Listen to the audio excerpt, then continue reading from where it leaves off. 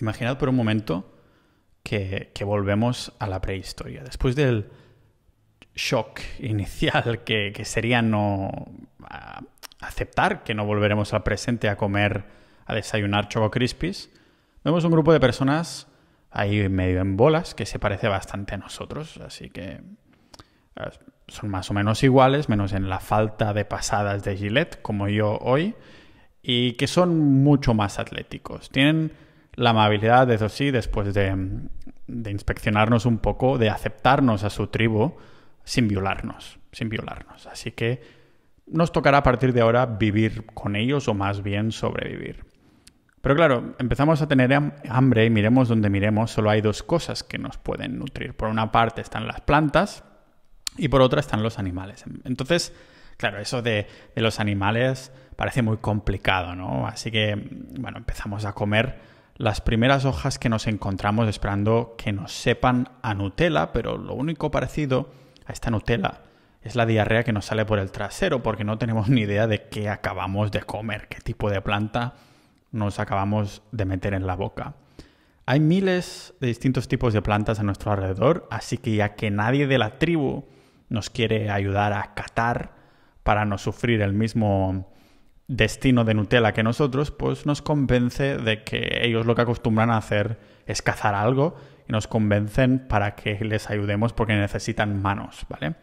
Aún culturalmente en shock, antes que ver sangre, preferiríamos ver el rojo de algunas frambuesas, eso sí lo conocemos, ¿no? Pero claro, tendríamos que buscar el árbol que hace las frambuesas y a saber si encontraríamos alguno por esa zona.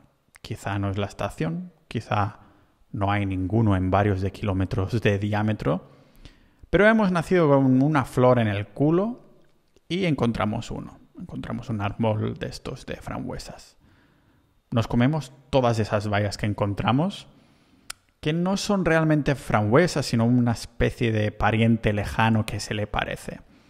El sabor es más amargo de lo que recordamos y nuestra barriga hace ruidos raros, aunque por suerte no tenemos ganas de sacarnos el taparrabo, ¿vale? Por ahora aguantamos esas primas frambuesas. El shock continúa porque después de estas frambuesas y algún insecto raro que nos hemos tragado, seguimos teniendo un montón de hambre. No había mucha caloría en esas bayas, ¿vale? Después de casi un día entero desistimos y vamos a acompañar a cazar con el resto de la tribu. Eso, más bien acompañarlos, no a cazar como tal, porque aún nos hace bastante cosas la sangre. Culturalmente es un shock bastante potente. Ver vísceras de un mamut o un ciervo por primera vez no está tan mal, porque primero vomitamos las pseudoframbuesas e incluso eso es realmente el primer detox de la prehistoria, ¿vale? Nos dan carne y nos avisan que mejor comer lo máximo posible porque aquí la comida no se presenta cada día. Pero por ahora hay carne de sobra. Los músculos, los pulmones, el hígado, el corazón, los riñones, los testículos, incluso con huevos, ¿vale? Literalmente y figuradamente. Todo se aprovecha. ¿Os suena esto que os estoy contando a una escena realista? Claro, ninguno de nosotros estábamos ahí, por lo que poco más podemos hacer que especular, pero tendría sentido, ¿no? Con lo que hemos aprendido o lo que creemos saber de historia. En un entorno de supervivencia, ¿elegiríamos entre miles de plantas potencialmente venenosas o con poca densidad nutricional? ¿O la saciedad de un animal entero? Decimos que nuestros antepasados eran cazadores-recolectores, y no sé si os pasa, pero yo escuchando esto, no sé por qué, al instante me viene a la mente la idea de que el humano es 50% cazador, 50% recolector, ¿no? Cazador-recolector, 50-50. Me viene a la mente automáticamente y nunca me había parado a pensarlo. La evidencia que he estado mirando estas últimas semanas me da que pensar que supuestamente el porcentaje de cazador era mucho más elevado que el de recolector. Que quizás la habilidad de recolectar se hubiera usado solo en tiempos de hambruna, rollo antes de morir, mejor arriesgarme a comer alguna cosa que no conozco. No importa si miramos a nativos americanos consumiendo más del 80% de sus calorías de bisón, los esquimales que solo comen reno o pescado, y también otros grupos de indígenas que la mayoría consumen entre un 60 y 70% mínimo de calorías que vienen de animales, y los que no lo hacen se han visto que tienen deficiencias nutricionales. La caza nos hizo humanos, pero la hipótesis no es solo que cazamos y comíamos carne, creo que esto la mayoría lo damos por aceptado, por hecho. La hipótesis es quizá que comíamos muchísima más carne de lo que previamente pensábamos. Nos hemos estado etiquetando de omnívoros, como los cerdos, pero como veremos hoy, a nivel digestivo, tenemos más similitudes con los lobos o como las hienas. Y no todo en el mundo animal es herbívoro, omnívoro o carnívoro. Hay distintas escalas de grises y hoy indagaremos en el color del ser humano. Aquí, lógicamente, en el podcast multidisciplinar de Pau Ninja.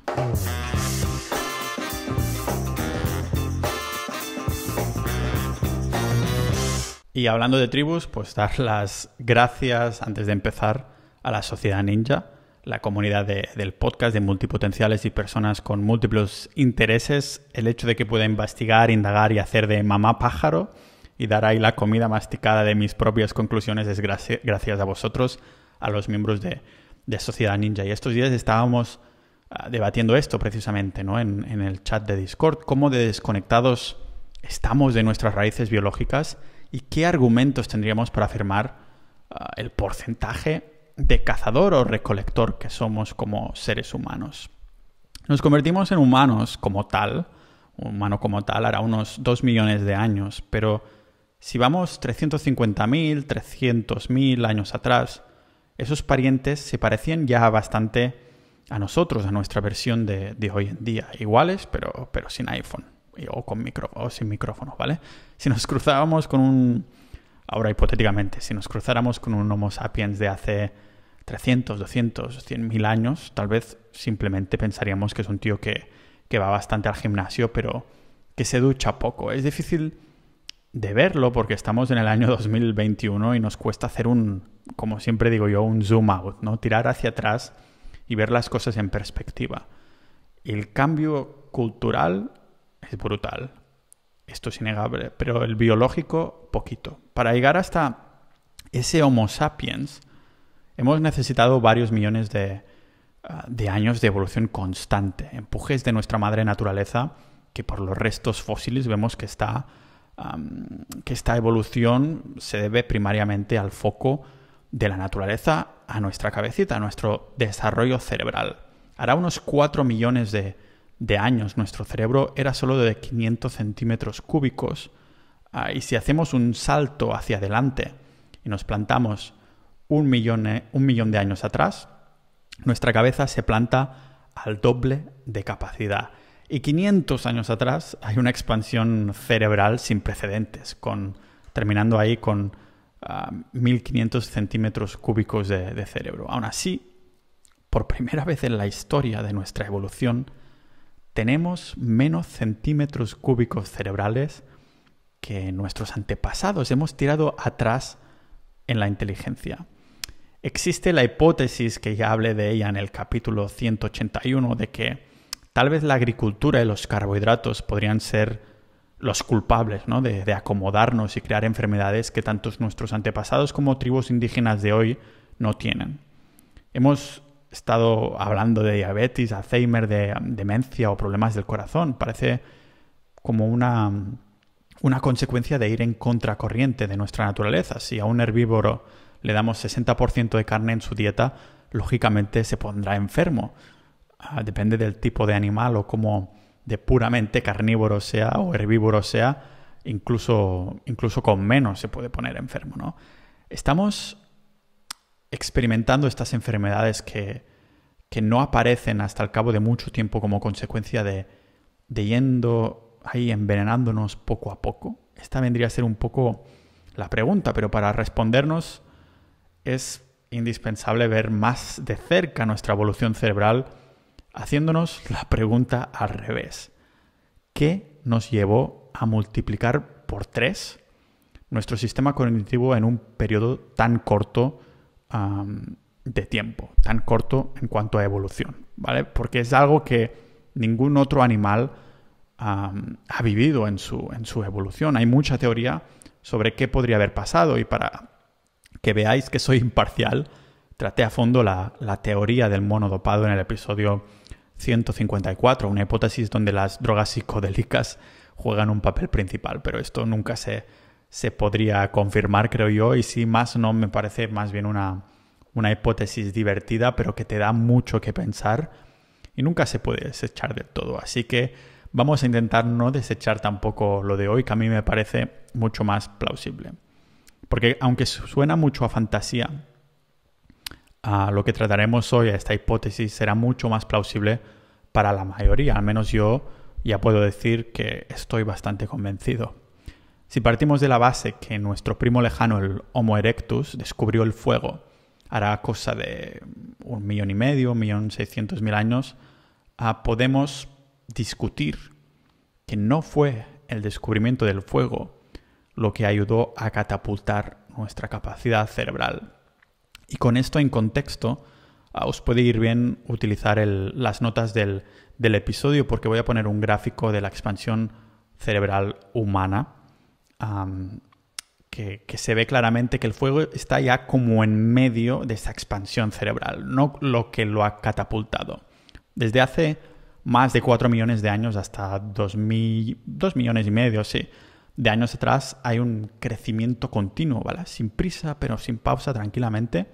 Pero si ponemos este avance cognitivo en la línea del tiempo, vemos que es a partir de esta fecha, desde el punto de los 2,5 millones de años, que nos encontramos con una expansión cerebral sin precedentes. ¿Qué pasó hace 2,5 millones de años que nos hiciera multiplicar una locura, como dice Weldy Rex, una locura, nuestra inteligencia? Pues fue nuestro primo Homo habilis. Si a alguien le tenemos que dar las gracias para poder leer blogs y escuchar maravillosos podcasts como el de Pau Ninja, a día de hoy es al señor Homo habilis, al que se le asocia el desarrollo de las primeras herramientas primitivas. Lógicamente, estas herramientas no las crearon para decorar, pero para cazar. Y no solo esto, sino que también para despedazar y tratar, entre comillas, a los animales que habían cazado, al fin y al cabo, para tratar la carne. Esto nos hubiera llevado a poder tener muchísimas más cantidad de tanto de carne como de densidad nutricional, ¿no? Se traduciría más densidad nutricional en nuestros cuerpos, y ya sabéis la energía que requiere nuestro cerebro. Nuestro cerebro necesita más del 20% de la energía de todo nuestro cuerpo, pero en comparación solo ocupa una pequeñísima parte. Tal vez pues haber podido acceder a estos animales más grandes, más órganos y a más todo, ¿no? Constantemente con estas herramientas y armas, nos pudo ayudar a seguir avanzando y ser más inteligentes. Eso explicaría la subida enorme de coeficiente intelectual de nuestro pasado, que no se dispara, como he dicho antes, al descubrir el fuego, pero cuando aparecen las primeras armas. Casualmente, el cerebro humano puede usar hasta el 75% de la energía de cetonas, que es lo que usamos los que no comemos hidratos de carbono. Cuando pasa un tiempo, el cuerpo está creando ahí cetonas, ¿no? Y las adquirimos cuando estamos o quemando grasas o comiendo solo grasas y proteínas.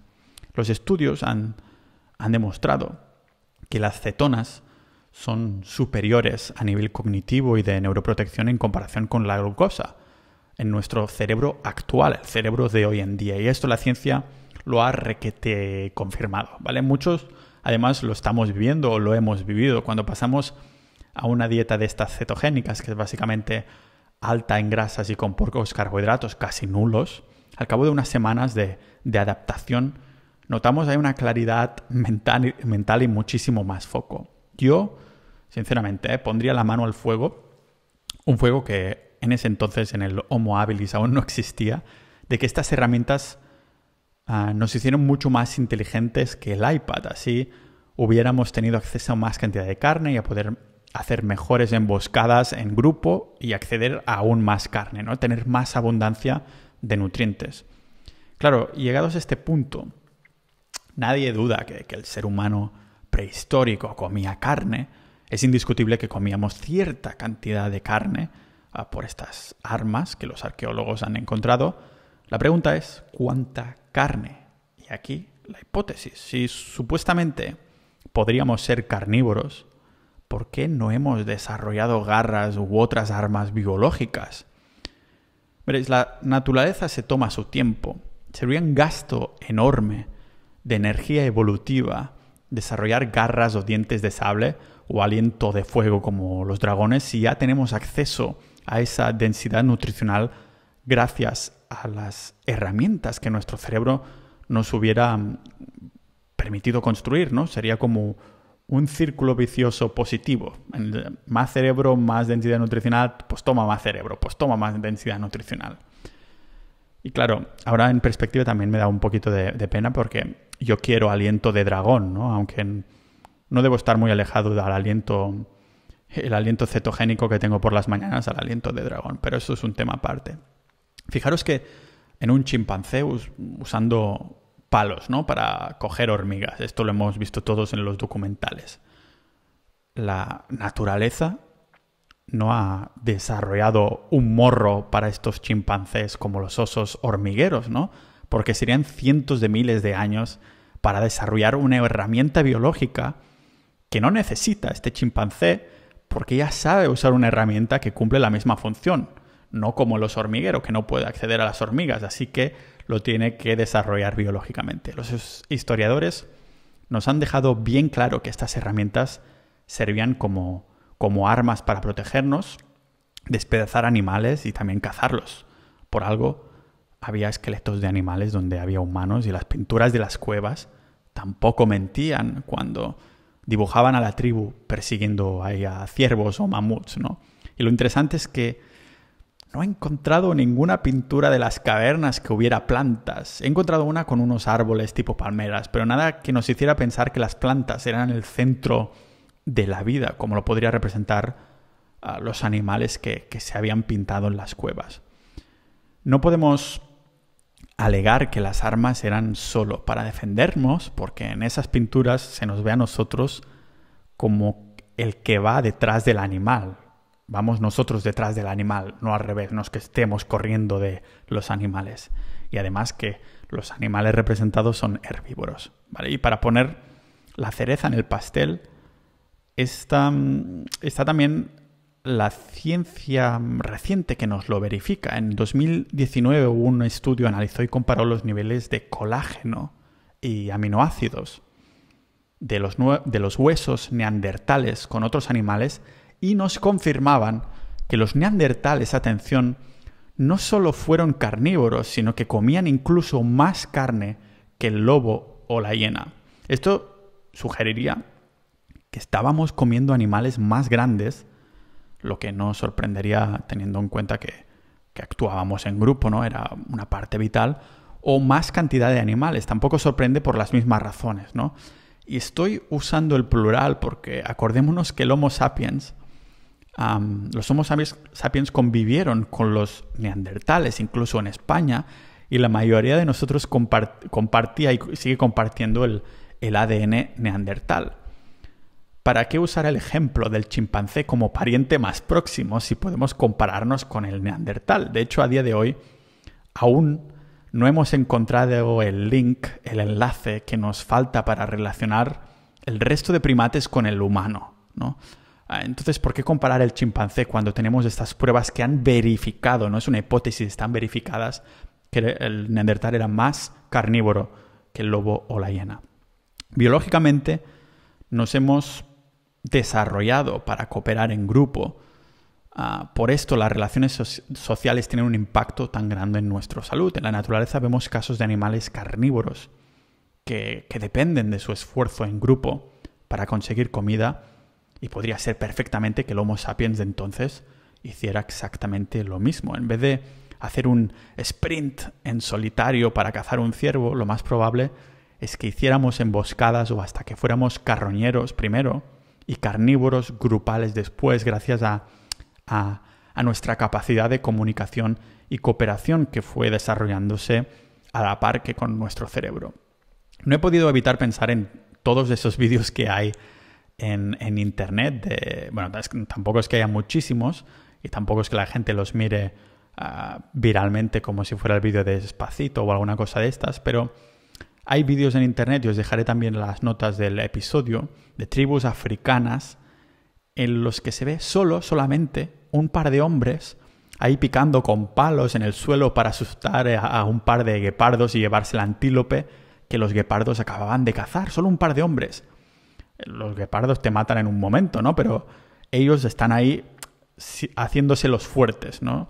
Son humanos grabados con cámaras modernas, no es una representación, está pasando de verdad, y siendo totalmente carroñeros. Solo con palos, solo con un par de palos, que no son ni puntiagudos, es para hacer ruido y para asustarlas. Tenemos el mismo cuerpo que esta tribu, pero una cultura moderna totalmente distinta y desconectada que es suficiente para cagarnos de miedo si ahora nos encontramos en esta situación. Al menos es lo que haría yo. La Nutella ya os puedo asegurar que encima de los pantalones, de todo el miedo que no creo que fuera capaz de hacerme. Eso lo notan, yo creo, los animales cuando estás fingiendo, ¿no? En cambio, estos hombres nos enseñan que, no están enseñando el miedo a los guepardos y se les ve muy convincentes ahí golpeando en el suelo. Debe ser por el efecto que hace ver a alguien tan alto ahí con dos piernas más que aparte de palos, ¿no? Mucho movimiento ahí muy alto y debe dar la sensación que es más poderoso aunque no lo sea. Los guepardos, después de que le roben estos dos personajillos, le roben el ciervo, pues se irán a cazar otra cosa y todos están contentos. Y ese par de hombres ya tienen carne para todo el día e incluso más, porque carne de un solo animal así grande da para bastante. Tal vez el hecho de ser tan carnívoros es lo que nos llevó a extinguir precisamente la megafauna, pero esto es solo una de las hipótesis. Otra podría ser la hipótesis del meteorito que cayó durante el joven Dryas, el Dryas reciente, que es una de mis hipótesis favoritas y os lo comentaba en el episodio 103. Yo soy más de este segundo, de que no fueron los humanos que extinguieron la megafauna, sino más bien las consecuencias del joven Dryas, como nos han verificado los geólogos, que ya nos han dicho que sí, que el joven Dryas ocurrió. Lo que no se sabe es por qué ocurrió, ¿no? Yo creo en esta hipótesis un poco del impacto cataclísmico y que fue justo después, hará unos 10.000 años, que el ser humano decidió empezar a domesticar las plantas y animales. Y si me lo volvéis a permitir, a nivel nutricional la agricultura fue la peor decisión nutricional, como digo, de la historia. Y eso es algo que también comentaba en el episodio 181 que hablo de la agricultura primero y después de los carbohidratos y el impacto que tienen en nuestra salud a largo plazo.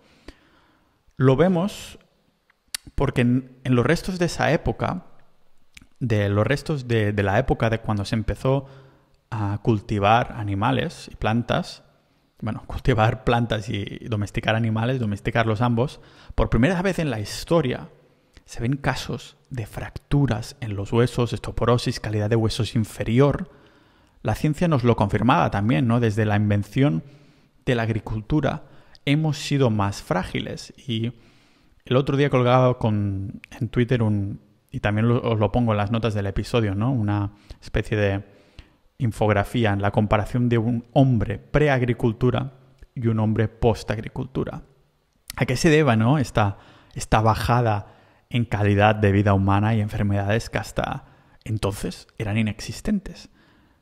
Eso está claro, que la agricultura nos llevó a deficiencias nutricionales, ¿vale? Deficiencias de hierro, de calcio y montones de micronutrientes, algo que la naturaleza no había anticipado, no se había preparado para ello. Nos asentamos y dejamos atrás la manera en la que habíamos vivido durante millones de años. Tal vez por el miedo a otro joven Dryas, a otra bajada brutal de temperatura y subida brutal otra vez, y a querer un poco sobrevivir controlando nuestro entorno. A cambio, lógicamente, pagamos con nuestra salud. El problema es que la evolución como digo, tarda lo suyo, se toma su tiempo y nuestra biología sigue siendo muy similar, para no decir igual a la de la época de la preagricultura, en la que tardamos millones de años en llegar. O sea que en el gran esquema de las cosas y en esta línea de tiempo, 10.000 años no son nada, ¿vale? Desde el Homo sapiens post-agricultura hemos ido creciendo de altura y volviéndonos más fuertes porque la economía ha hecho que pudiéramos acceder a algunos o la mayoría de estos nutrientes que nos faltaban en comparación con este Homo sapiens de hace 10.000 años. Aún así, seguimos arrastrando esta fragilidad de enfermedades porque seguimos centrando nuestras dietas en plantas y grano. Pero hay más pistas de que el ser humano es carnívoro si nos miramos en el espejo. Nuestra anatomía actual explicaría por qué somos quienes somos, qué utilidad nos aportamos a nosotros mismos y los de nuestra especie en el contexto de la cooperación. Claro, en nuestra anatomía destacan unos hombros increíbles, especialmente los míos. Un pequeño músculo que tengo destacado, al menos déjame chulear, ¿no? Pero en serio que tenemos unos hombros absolutamente increíbles, al menos si los comparamos con cualquiera de los otros primates. Somos los reyes del deltoide.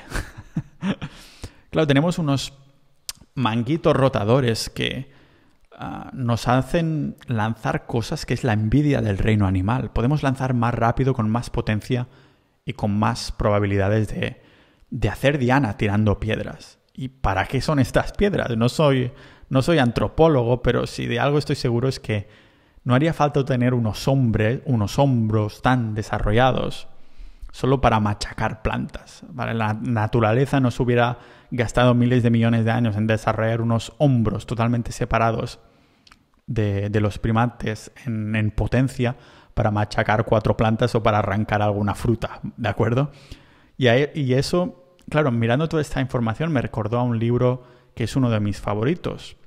Se llama The Social Leap en inglés y hace poco lo sacaron en español, que se llama El Salto Social. También os lo pongo en las notas del episodio, y que explica la evolución humana desde una perspectiva social. Y lo leí hace tiempo, eso de los deltoides desarrollados. Y ahora, cuando me acuerdo de lo que leí en este libro, todo empieza a tener aún más sentido, ¿no? El profesor Bill von Hippel explica las 1000 maravillas. Me encanta ese libro. Lo importante que ha sido para nuestra supervivencia el hecho de poder tener ese hombro y poder lanzar piedras en grupo. O insultos, que duelen más. Porque la manera de comunicar de un carnívoro va mucho más allá de las palabras, y en el ser humano esto lo vemos incluso en nuestra sociedad moderna, ¿no? Con los memes y los insultos. Los expertos en comunicación, como el psicólogo Albert Mehrabian, han concluido que la mayor parte de nuestra comunicación es no verbal. Esto creo que la mayoría lo sabemos y lo hemos interiorizado también, ¿no? O más bien, más que no verbal, deberíamos decir sutil, porque cobra mucha importancia, por ejemplo, el tono de voz más que lo que decimos. Esto vendría a ser una respuesta biológica de empatía. ¿Para qué queremos empatía? Pues la empatía nos sirve para entender cómo alguien se siente o qué va a hacer en algún momento concreto. Y en un contexto histórico que ya os podéis imaginar que esto sería súper útil en el momento de supervivencia y de planear una caza o una emboscada. No necesitaríamos tener empatía si solo vamos a comer plantas, pero para cazar en grupo se hace indispensable. Los lobos hacen lo mismo, y ahora veo que no creo que sea una casualidad que los hayamos domesticado. ¿Por qué lo digo? Pues porque al igual que nosotros cazan en grupo, y la empatía también se hace indispensable. En esta comunicación no verbal, tanto los perros como los humanos tenemos algo que los chimpancés, por ejemplo, no tienen, y es la parte blanca de los ojos. No sé si os habéis preguntado nunca por qué la tenemos. Pues si comparamos el ojo humano con el de un chimpancé, vemos que ellos lo tienen todo negro, mientras que nosotros tenemos la esclerótica, que es esta membrana blanca, que es una muy buena herramienta también biológica para cazar en grupo. Claro, pensar en ello. Tenemos la parte blanca de los ojos para podernos comunicar mejor sin palabras, saber dónde estamos mirando en algún momento. Si ahora os miro a vosotros y miro a la izquierda, sabéis que estoy mirando a la izquierda, ¿no? En una manada de lobos, la empatía sería igual de importante que en una emboscada humana de la prehistoria. Si hubiéramos prosperado comiendo plantas, en su mayoría, pues dudo que hubiéramos hecho entre muchos otros cambios evolutivos. Le vas a indicar con los ojos a tu compañero que no se coma esa planta o se cagará encima. No. Entonces harías un ruido raro o se lo indicarías de otra forma. No hace falta gastar energía evolutiva con esto, ¿vale? En un entorno en el que el ruido que haces te delata, poder indicar lo que quieres hacer con los ojos es una ventaja que puede, lógicamente, pues diferenciarte entre si hoy comemos o no.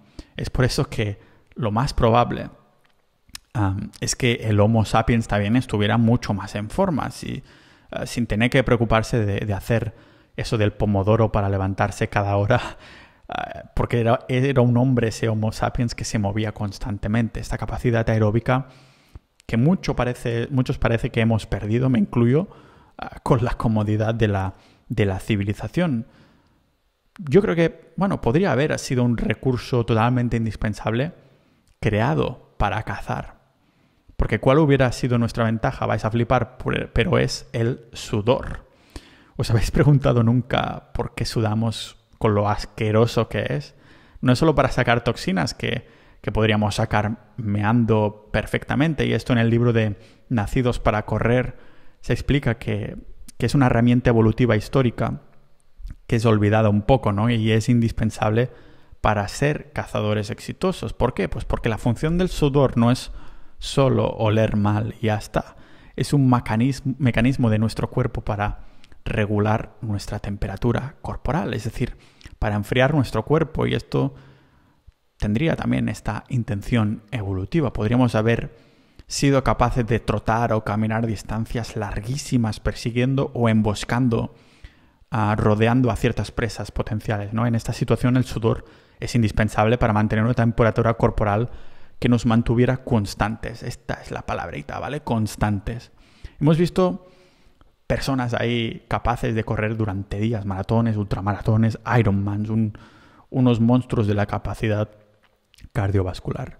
Si me permitís la especulación, creo que el hombre de la prehistoria era más parecido en capacidad cardiovascular a estos atletas que no a Pau Ninja, ¿vale? Que se pasa 6 horas cada mañana preparando contenido para vosotros de buena mañana como con mi café durante días. Aún así lo hago súper contento porque me apasiona descubrir estas cositas, ¿no? Estudiar estas cosas, porque sí. Porque no estoy, claro, siguiendo esta dieta carnívora al 100%. Esto no es una religión. De hecho, el café mañanero que me tomo para preparar esto es la única planta que incorporo con el filtro de papel. Eso sí, así se filtran, hay menos lectinas en mi café, ¿vale? El caso es que el café, mirad cómo os lo enlazo, es acídico, con un pH de 4,85 a 5,10 aproximadamente. Pero ¿sabéis qué es aún más acídico? Exacto, la carne, con un pH de 7,2 aproximadamente. Claro, en un paper antropológico que vi, mostraba que incluso en épocas de hambruna la carne podría llegar a formar parte de la dieta del hombre de la prehistoria. Me refiero a la carne como muy, muy pasada, muy rancia, ¿no? Que aún tiene una acidez aún mayor. Así que no creo que sea casualidad que nuestro estómago haya evolucionado a ser como 1000 veces más acídico que el de un chimpancé. Esta acidez evita que acumulemos microbiota de cierto tipo en el intestino que nos hace de filtro. Pero sin dejar este intestino de lado, pensad también en los sistemas digestivos del reino animal, que esto es algo que sé que muchos queríais que entrara ya, ¿no? Por eso de si el ser humano es omnívoro, no carnívoro. Vamos a ver un poquito más de esto, ¿no? Porque no todos son, como os decía en la introducción, omnívoros, carnívoros y herbívoros. También existen los facultativos y los obligados, ¿vale? Un ejemplo de obligado en el mundo carnívoro, un carnívoro obligado, o puro para decirlo así de otra manera, serían los tigres o leones. Si se comen algún tipo de planta o fruta, pues se pueden enfermar porque no tienen un cuerpo, un sistema digestivo preparado para tratar este tipo de alimentos, ¿no? En cambio, los facultativos, los carnívoros facultativos, como algunos caninos tipo lobos, es distinto. Especies que tienen una dieta mayoritariamente compuesta de carne, pero pueden utilizar otras comidas si se encuentran con ella y tienen ahí poca caza, ¿vale? Pues entonces dirás, pues voy a ver si como alguna cosa más, que me voy a morir de hambre y hoy no es mi día para cazar, ¿no? Claro, si comparamos nuestro sistema digestivo con el de, yo qué sé, un león, no tiene nada que ver, pero tampoco tiene nada que ver con el de un conejo o una oveja, ¿no? Ahora bien, si lo comparamos con el de un lobo, la historia cambia. Con el lobo no solo compartimos los dientes incisivos, caninos y molares, sino que lo que destaca es el parentesco a nivel digestivo.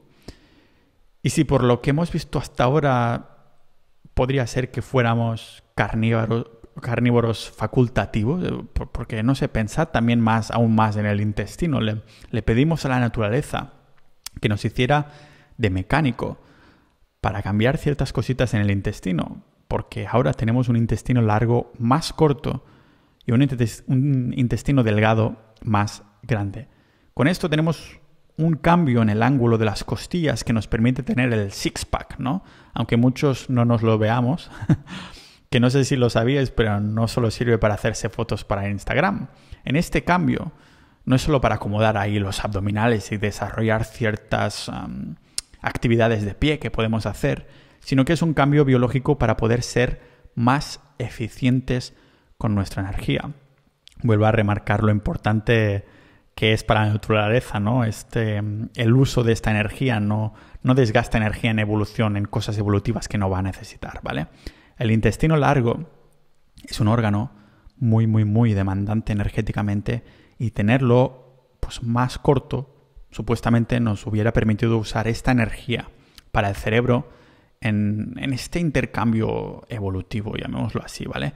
Menos intestino largo a cambio de más cerebro para poder dirigir ahí la energía. Es lo que se llama la hipótesis del tejido caro, que en inglés es expensive tissue hypothesis, ¿vale? Es en 1995 que Ailo y Weller hipotetizaban esto, que la energía para incrementar el tamaño de nuestro cerebro fue a cambio de reducir la energía de otros órganos que tienen un precio muy alto en cuanto a energía, en cuanto a calorías, ¿vale? Esto también no pasó solo en el ser humano, porque lo podemos ver en otras especies. Por ejemplo, con el llamado, no sé si tenéis acuario muchos, pero el llamado pez millón, que son unos peces que se ven bastante en los acuarios en casa, pero lo que muchos no saben es que este pez, con años de evolución, también han desarrollado un incremento cerebral a cambio de sacrificar el 20% de su tracto digestivo. No es casualidad que este pequeño amigo necesite, pues, como alimento animal en la mayoría de su dieta para vivir sanamente, ¿no? Es una variable que acostumbra a ser como el denominador común. Se acostumbra a ver bastante en otras especies donde hay este intercambio de menos energía digestiva por más cerebro. También lo vemos, sin dejar el mundo del acuario, a uno de mis peces favoritos, que es el pez nariz de elefante.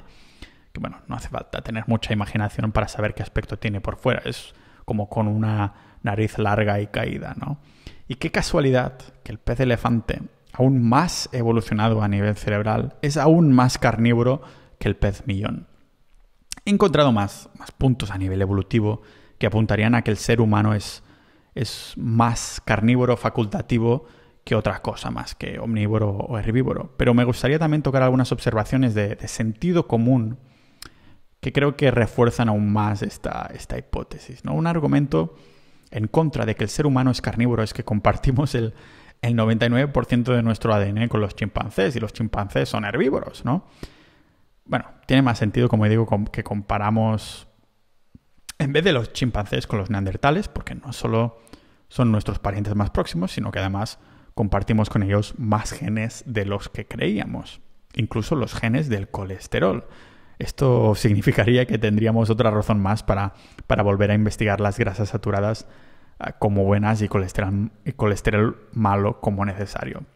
Uno de los episodios del podcast, o si vais a pau.ninja/grasas, os explico la hipótesis de que las grasas saturadas son en realidad buenas. Pero bueno, si nos empeñamos con compararnos a nosotros mismos con los chimpancés, algo que aprendí del par de libros que leí de la etóloga Jane Goodall es que, aparte de la envidia que le tengo por haber vivido en África explorando esta especie, hay una parte muy oscura del mundo del chimpancé. Tal vez es la parte que los hace acercar más a los humanos, y es que los chimpancés, bueno, tíos y tías, que los chimpancés son brutales, ¿vale? Desmembrando a enemigos sin piedad. Los chimpancés son herbívoros facultativos, es decir, que comen mayoritariamente plantas y frutos, pero de vez en cuando nos los encontramos cazando y comiendo pequeños animales o pequeños monitos, ¿vale? Jane Goodall, en su libro En la senda del hombre, que leí, que tengo este libro súper viejo y ya no lo venden ni en Amazon ni en ningún sitio, pues comentaba cómo acostumbran a cazar y comer carne una vez al mes, pero que hay alguna que otra comunidad ahí de chimpancés que cazan, digámoslo, demasiado con lo que se espera, con lo que esperamos de esta especie. Y eso lo podéis encontrar también en documentales de National Geographic o vídeos de YouTube, ¿vale? Estamos hablando de comunidades que cazan mucho más que una vez al mes. Y con esto lo que vemos, aparte del horror que supone ver estos vídeos, que también os dejaré alguno en las notas del episodio, es que tienen cierta equipación intestinal, no solo para digerir bien los animales, pero incluso para querer hacerlo.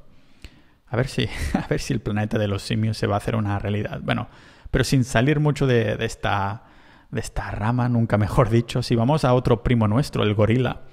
Robert Yerkes encontró en 1929 que en la naturaleza esta especie de primate tiene como muchos protozoos, que son unos microorganismos que les ayudan a digerir las plantas. Lógicamente tendrá muchos, ¿no?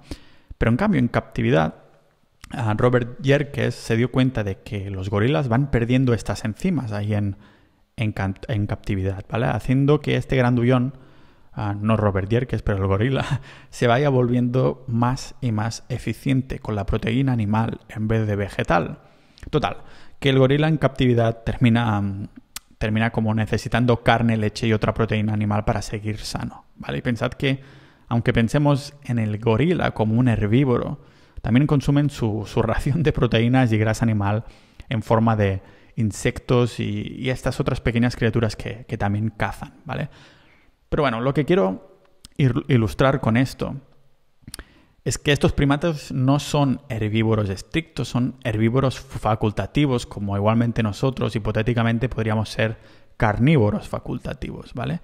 Así que, ¿y si los humanos somos carnívoros facultativos? Esta es la hipótesis. Comer un animal de la nariz a la cola, para decir, es una forma de decir, si nos lo comemos todo, ¿no?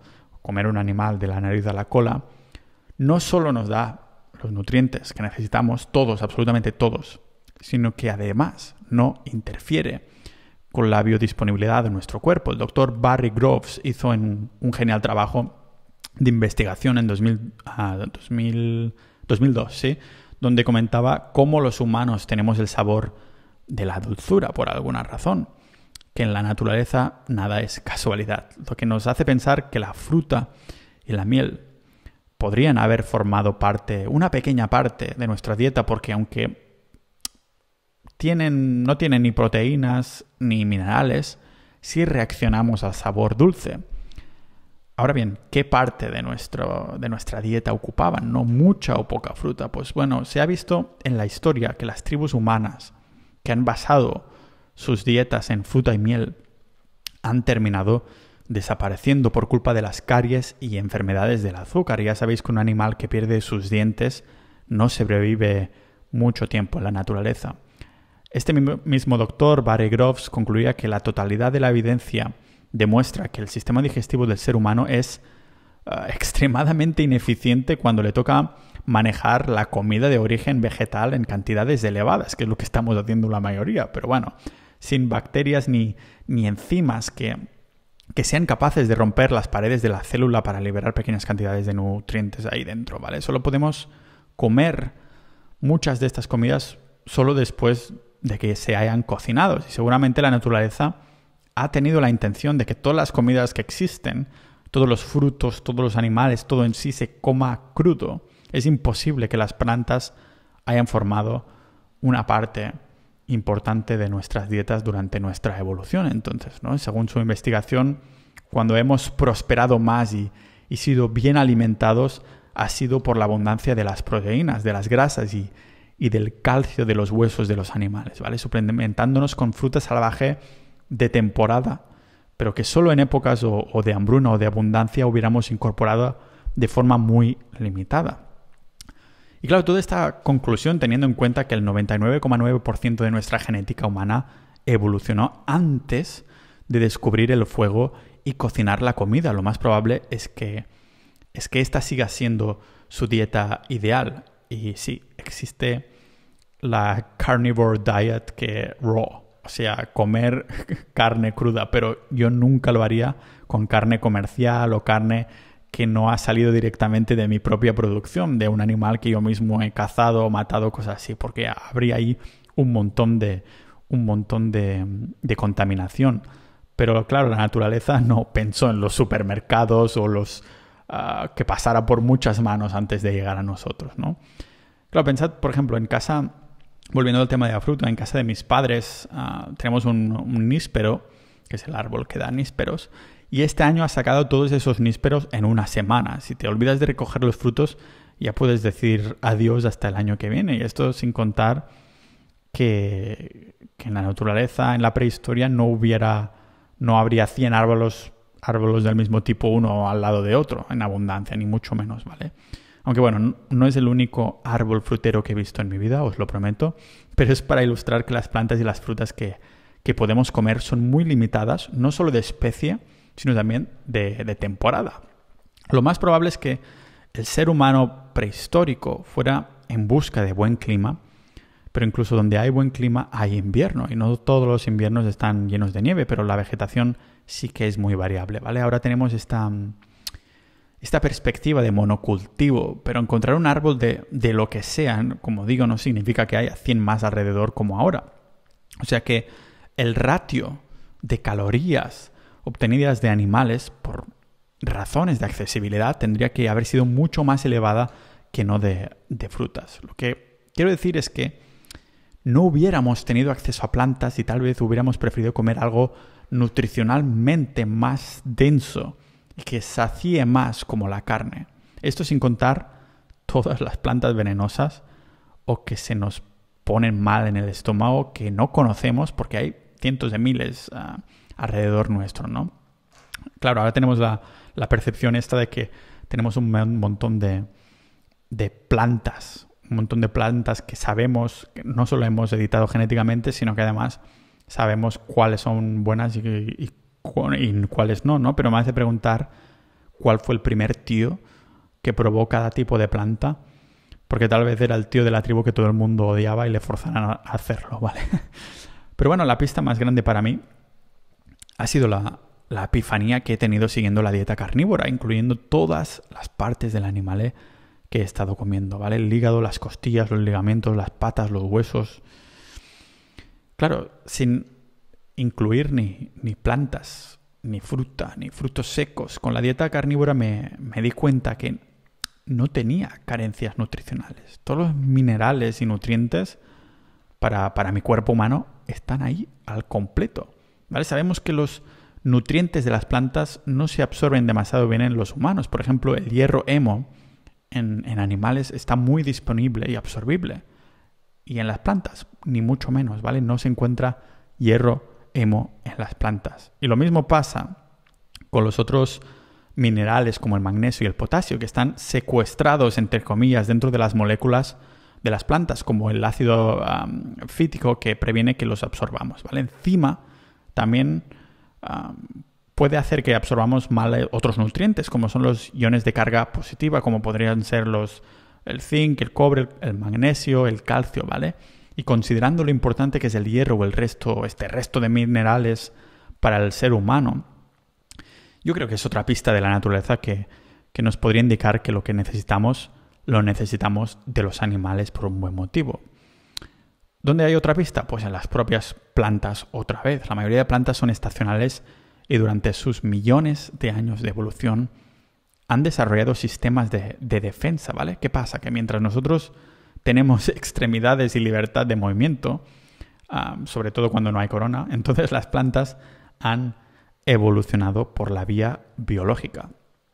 Han evolucionado creando pesticidas naturales para mantener los animales que se las querían comer a raya. Y fliparíais de los miles de pesticidas naturales que se encuentran en las plantas. Y no porque no nos maten instantáneamente.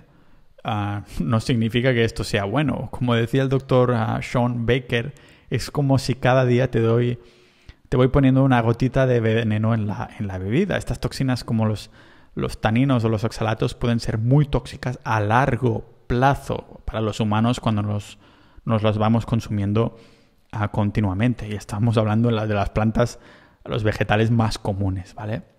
Y sobre todo cuando los comemos en abundancia. Y esto es lo que a mí personalmente me hizo volver a la carne después de 6 años con dietas veganas y vegetarianas. Noté en mi cuerpo como algo no iba bien. Y yo creo que la acumulación de todas estas antinutrientes y toxinas, pesticidas naturales, ¿vale? Claro, la justicia poética es que al poco tiempo de poner la carne de vuelta a mi dieta, me empecé a encontrar mejor. Mis niveles de energía empezaron a mejorar sustancialmente a medida que empecé a sacar más y más plantas tipo verdura, incluso frutas y nueces, ¿vale? Me pregunto, ¿podría ser que con el tiempo hayamos normalizado, hasta venerado el uso de las plantas y las verduras por unas vitaminas que los animales tienen cuando a cambio nos metemos en el cuerpo ataques biológicos constantes? Entiendo que algunas personas serán mucho menos tolerantes, pero yo, que con 20 años podía comer todo sin consecuencias, fue a partir de los 29, 30 años que me vi con esta inflamación generalizada que iba cada vez a peor. Y no solo esto, pero tenemos que tener en cuenta miles de años de modificaciones genéticas que hemos hecho para poder vender más cantidad de plantas que nos gusten más de sabor y sean más adictivas, ¿vale? Es difícil de saber exactamente qué tipo de frutas y plantas había por la época primitiva, porque nuestro punto de referencia más temprano yo creo que serían las pinturas, no de las cavernas, pero las pinturas históricas de hace pocos miles de años, ¿vale? Sabemos que a partir de la agricultura se empezó a seleccionar lo más interesante para más productividad agrícola y de sabor. Pero, claro, ¿qué pinta tenían las frutas anteriores a hace 10.000 años, ¿no? Si realmente nuestro sistema digestivo no estuviera hecho para tolerar las plantas más que como alimento de emergencia en situaciones de supervivencia, ¿qué nos queda? Pues nos queda la carne. Podemos comer virtualmente mucho más tipos de animales que tipos de planta podemos comer, ¿no? Y de nuevo, reiterar que cuando digo carne me refiero tanto a músculos como órganos, porque en esta combinación hay todo lo que un humano necesita nutricionalmente, sin antinutrientes ni pesticidas naturales que bloqueen la absorción.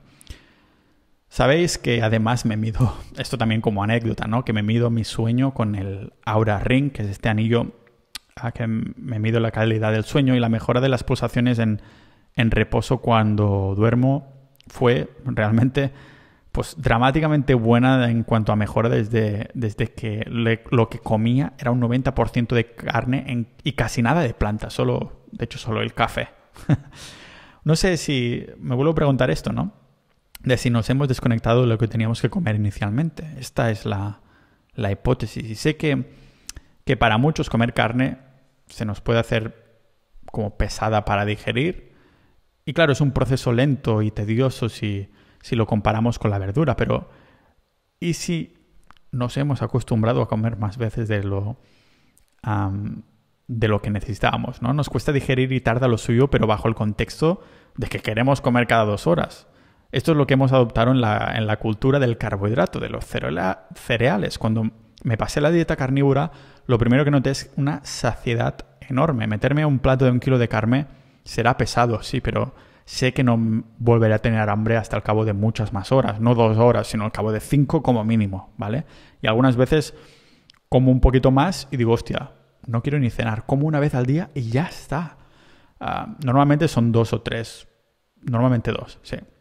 Pero bueno, siendo esta supuestamente nuestra dieta ancestral, mi experiencia de ayuno intermitente en cuanto a energía y claridad mental ha mejorado mucho también. De hecho, estoy como entrenando más a menudo en ayunas porque me siento mejor con estos kilos de carne en el estómago de hace muchísimas más horas atrás, ¿vale?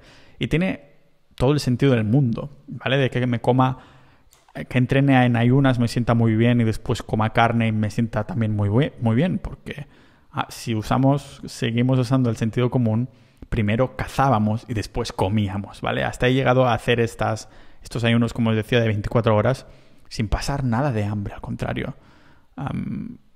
Como estando muy alerta, ¿no? Y diciéndolo para que suene menos dramático, comer solo una vez al día, rollo festín, y no comer hasta el día siguiente, porque creo que para manejar el hambre es incluso más natural, ¿no?